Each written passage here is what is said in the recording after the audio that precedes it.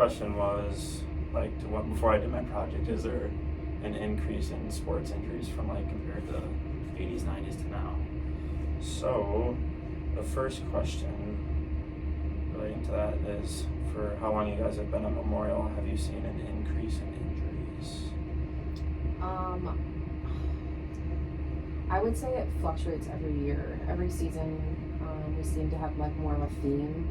So like, for example, the fall season was more of like concussions, like head injuries. In the winter season, it was a lot of ankle injuries. And then obviously in the spring season, we see just more of like, so far it's knees. It's knees and like shin splints with like track and field starting up. So we have a lot of fluctuation in like our themes. I don't know if there's necessarily been like an increase in injuries, but it definitely just ebbs and flows with whatever the day brings. I don't know. I don't feel like there has been a significant increase. Maybe in certain sports, I feel like the ones that use like more of the grass field have a tendency to have maybe more injuries. So like our soccer, football, and I think they're the only ones that really use like the grass fields. Those are the ones that have a tendency to have more injuries with like the inconsistencies of the playing surface. So I don't think. I guess you could say yes, we have noticed an increase because more people know that we're available in here. That's true too. So I don't know if you want to take that as more of like more people are getting injured or more people are just getting treated for their injuries. Right. Yeah, that's a good point too. And like most times, you know, people would probably just like go to their doctor and just ignore it previous to. So there's more availability, more resources. You're fine. To utilize for injury management. So, yeah. That's a good question. Then my next question is, what are the causes of most injuries? Like, remember that sharp pain I had in my quad? You said that was like because of my knees were hurting. You say that's caused by quad tightness and stuff like that. So something like that. What are the causes of most injuries? Is it like a muscle imbalance? If people are tight, or is like a? It's a very loaded question. So for like some injuries, they're like more like a chronic or like an overuse type of injury. So those are more like your tendonitis, your tenosynovitis, and those types of things. Arthritis is also considered a chronic condition, but we don't really see arthritis in here very often. Versus like what we would consider like an acute injury would be caused from like a direct impact or blow, or it could be due to muscle imbalance, which is causing muscular tightness, which if that muscle group is over pushed or anything like that, then it can cause an injury. So there's a lot of pieces that can go into that. And knowing too, did they have a previous injury and now we're dealing with a different injury in another area? You know, could it be caused from that previous injury? You know, we haven't fully recovered. Are we compensating in some way, shape, or form? And now, as a result, we've caused another injury. I think a lot of like it comes through too with like track, with like shin splints seems to be it's a really common thing. Most of the time you have to look at like there's a lot of different factors. Is it because of like the shoes? Are the shoes like really old and like not supportive at all? Is it due to like flat feet, which is something that you can't really fix, but like it's just what people have. But because everything's connected in the body, whether like you like have the bones connected to the whatever bone. Like it's true though. It's like if you have like issues with the feet, normally that can kind of stem up to the knees or to the hips, or vice versa. If something wrong with the hips, it kind of goes down to the knees and to the feet. So like that is a very loaded question. So there's just so many aspects of things that you can look at for like I said with shin splints. Is it because of shoes? Is it like flat feet? Is it their running gait, like how they run?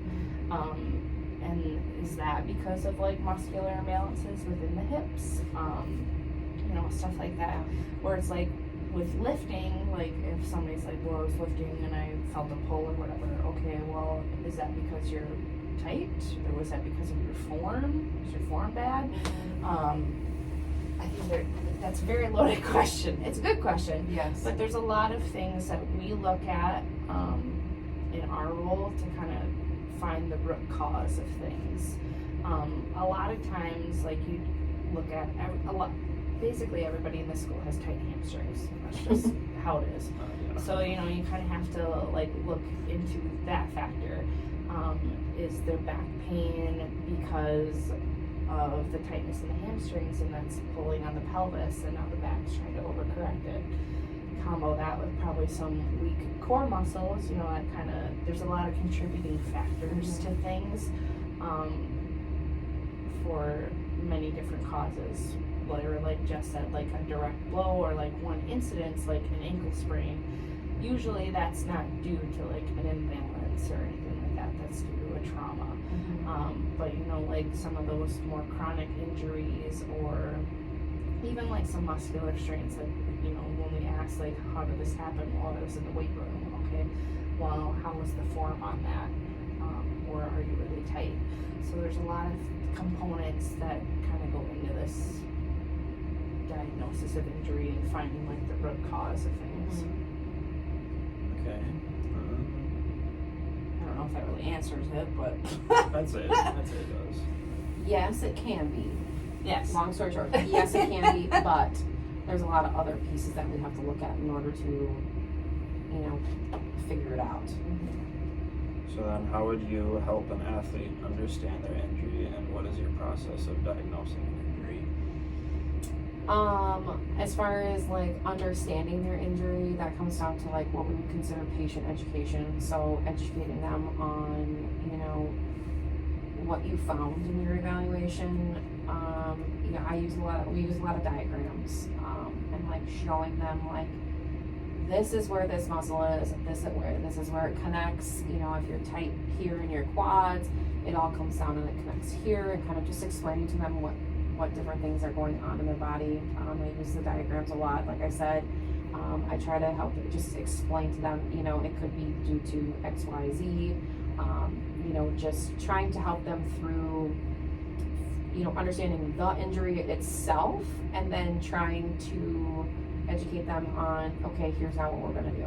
You know, whether that's rest, ice compression, you know, elevation, and ibuprofen, anti-inflammatories, or if we think that, you know, heating and icing are the next steps, or, you know, stretching or programs, strengthening programs. You know, we try to start to incorporate different things and explain to them, like, here's what we think would be the best step for you next.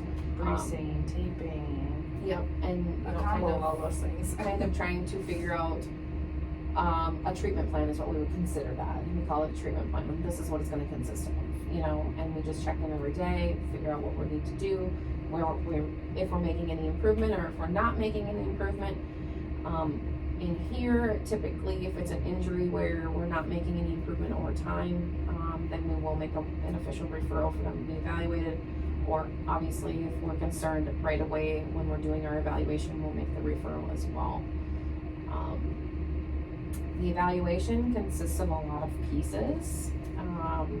We take a history, so we talk about like previous injuries, how did it happen, how does it feel, what have you been doing for it, different things like that. And then there's like an observation piece that I can show you, like we have like a form that you can fill out. It's an observation piece, which is where we would do, you know, we would palpate, so touching, palpating, feeling for like any deficiencies or divots or deformities, finding the areas that are painful, looking for swelling or bruising, any changes in like how the skin appearance of any kind, and then our special tests. So the things that we actually do to move them through, like functional movements and other things like that, to kind of evaluate certain things. So, you know, with knees, we have a basic standard of, you do a Lockman's test, you typically do an anterior joint, you do a valgus stress, you do a varus stress, and you do your McMurray's. Those are the like 5 bread and butter is what we were taught, those are the things that we're going to use to evaluate the knee right away to rule out anything with the meniscus or the ligaments, the big structural stuff.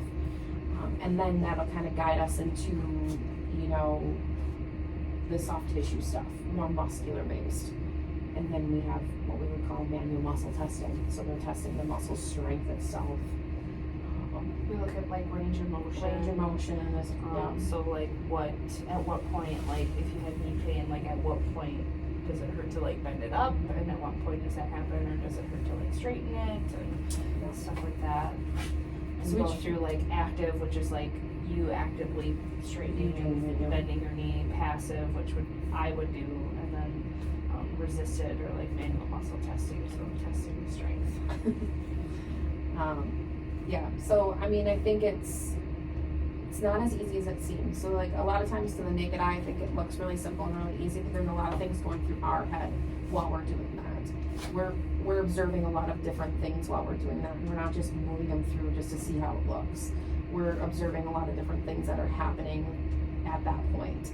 And then, you know, we always ask, you know, like, does that hurt? Where does that hurt? You know, like trying to figure out what it is. And then it'll kind of help narrow it down to figuring out, okay, this is what we think it is. A lot of times we come down to like 2, maybe 3 things where we're like, it could be, you know, like a lateral ankle sprain. It could be like a lateral ankle sprain. Is there a possibility that there might be like some kind of fracture? You know, that's always a possibility depending on where their pain is. So we usually try to narrow it down to at least 2 different things, and we treat one, our first thought, our first like diagnosis technically we would call it, and then if we're not getting any results or if things are not improving, then we would make the referrals and have it ruled out unless we think it's like super urgent. But we don't always say like this is what it is, because we don't know. We don't have any imaging, we don't have any, you know, we don't have anything to say like definitively, yes, this is it. Yeah. Based off our evaluation, we can kind of narrow it down to 2 things and take it from there. So, does that answer that question? It's kind of That's like very loaded as well. Loaded answer. in here evaluations look a little bit like different than like sideline gameplay evaluations. Yeah, those are pretty short and sweet. Yeah. Yeah, those are like, okay, are we in, out, and what are we doing? Yeah. Is there any deformity or any Yeah. bony issues Yeah. that we're needing to worry about? No? Okay, great. Let's get off the court or let's get off the field, and Yeah. then we can kind of take And it a I little don't bit need more to call thorough. 911. Right. Yeah. We're not worried about anything with like C-spine or like anything like that. And then we can, you know, as soon as we can think it's like safe enough to get them off the field, we will do that. Hey, You're at my feet for me. yes, just give me 1 second. So, in the treatment plan, you were saying about say like taping and bracing. I remember during the basketball season, you kept telling me, "Oh, well, if it's not like bad sprain, then you shouldn't tape it." So, like, what's the kind of like the line of allowing taping or bracing, or where that could be kind of beneficial? Yes. So I typically will use like taping as my post-injury type of treatment plan. So if you're returning from activity or returning to activity from an injury, I want to make sure that we're providing some support to whatever that structure may be. Let's say ankles, right? So I want to make sure that we're able to kind of control how much stability is being provided to that ankle tape and to the ankle and getting it back into activity. And then as we deem fit, you know, we can make adjustments to the ankle taping. But if it's just because like your ankles are sore but you have no existing injury, then I'm a little bit more stickler about like, okay, like we need to kind of work through some of this, right? Because if you're just sore, the ankle taping isn't going to do anything for those structures. And typically though, if it's an ankle sprain, we're worried about the ligament, right? We're not really worried about the tendon of that muscle. We're providing stability to the ligament itself. If you're just sore, highly unlikely that it's related to the ligament. It's more likely related to the increase in impact, activity, and then the muscle soreness. Yeah. So I don't use it as my go-to every time. I think that there's a line that has to be drawn. Especially in a high school setting too, we have a small budget. So we have to be very particular about when and what we're using. You know, and if it's a concern for our athletes, then, you know, you can go ahead and get bracing or get a brace.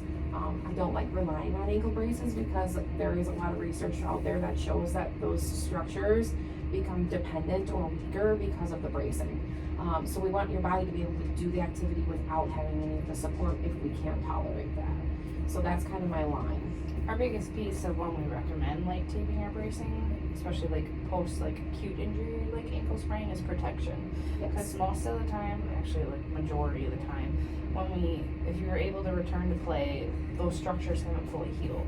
It takes 4 to 6 weeks to heal. We're out there in less than a week typically. Yeah, that's how we operate. You know, obviously it's dependent on symptoms of the athlete and, you know, their progression through rehab, but most of the time those structures aren't fully healed by the time you go back out into play. So the taping and the bracing is there to kind of keep it protected while it finishes its healing. Yeah.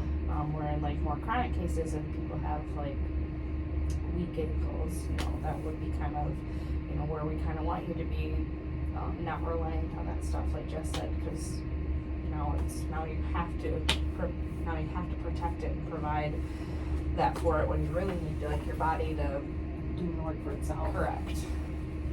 So I mean, there's a lot to be said about like a rehabilitation program, and I think a lot of people think that, you know, especially with ankle sprains, they're so common that, oh, I don't need to do.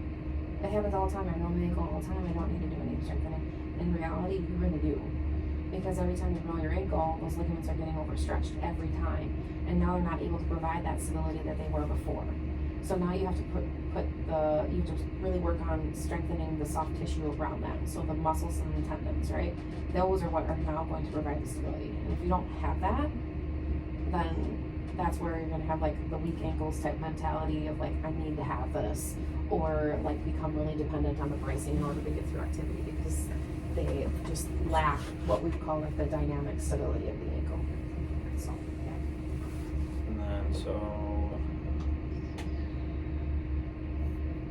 in the rehab process, we were kind of talking about the line. What's the line of letting someone sit out or letting them play, like where, I'm trying to say? Yeah, so I think we call it like functional movement, functional mobility, right? So if you can't walk without pain, there's probably a good likelihood that you can't run and do physical activity without pain either.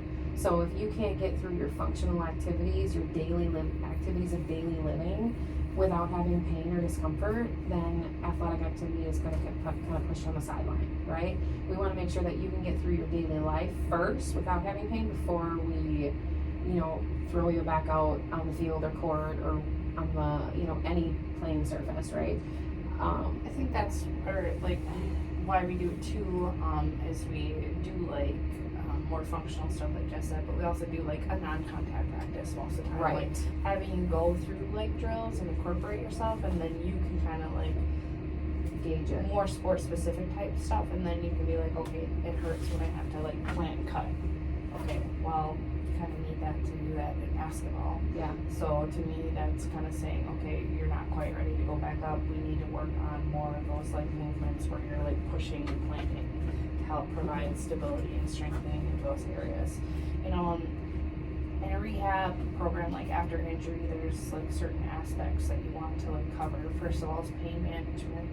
You want to make sure that you're comfortable. So whether that's like icing, compression with like an ace wrap or a sleeve, crutches, that's like the number one thing that you start with. Then you like look at range of motion, making sure that that's equal and non-painful still. So they all kind of like go into each other. Mm-hmm. And then you look at strength, and then you look at proprioception, which is like the body's awareness of itself in space. And then that's where you work on like the balance movements and stuff like that. And then it all kind of conforms together and working back into like those functional activities of running, cutting, jumping, planting, you know, all that kind of stuff. So I think like really it just comes down to one, how you are functionally on the court. And that's why we, like Carly had said, we do like a non-contact practice, or we get you back out there doing some stuff on your own independently, so that one, we're not just the ones making that call. We want you to be involved in that conversation as well of like, okay, we thought you looked good, how do you feel? You know, because you might still have pain but look okay to us. So we want to have you included in that conversation of like, okay, now we had you do a little bit more like activity that, you know, athletic activity that you're gonna need to be able to do in order to compete. How do you feel? Do you have pain with anything? Do you not have pain with anything? And then we can kind of start incorporating that back into more of our rehab program if we're having pain with certain things. But that's where, you know, people have to be honest with themselves and not just push through things because they have to play. You know, our goal too is we want you back out on the court or whatever you're doing. We want you back out playing, but we want you back out there playing safely and then looking long term. We want to make sure you have long term health, not having long term issues with whatever it may be.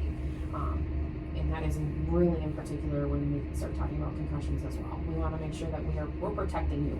Even though we might look like the bad guy sometimes, we have to protect you from yourself. And I didn't always have that, you know? And so our goal is to get you back out there as quickly as possible, but as safely as possible. Yeah. So. Because the last thing we want to do is like have you be exposed to further injury. So Or if other you're not injury. right, or if you're not totally comfortable doing all the movements that is need to do in basketball, then you're subconsciously gonna think about like, oh, I can't step this certain way because it's gonna hurt. And then it's going to affect your game. And then it Or all kind of expose you spirals. to like a threat of another injury or Right. something else. Right. And then those all kind of spiral together. You know, if you're not 100% in the game, other things can happen. So yeah. Okay, and then this is the last question. Have you ever had unmotivated athletes that have a hard time wanting to do the recovery process or Yes. getting through it? Absolutely. Yep. And how do you motivate them to get through the process? Sometimes it's a tough love situation. Yep. It's a lot of, you know, like you're under our care and this is the steps that you need to do in order to get back to it. And that's where like a lot of communication comes between us and like the coaching staff or the strength and conditioning staff. And why I think that's important to like build those relationships. Because you need people to back you up on that kind of stuff. Like if they're not in here working with us, going through stuff, then they shouldn't be. I just practice. Correct. Working. Yep. And you know, sometimes it's, you just kind of have to go through it and use that tough love and be like, see, like, you're not able to do this. Like, this is why we have to do this. But you also can point out like the good things too when you're working through your rehab. Like, look at what we can do. Yeah. You couldn't do that 2 days before. You know, now show them that they're making the progress.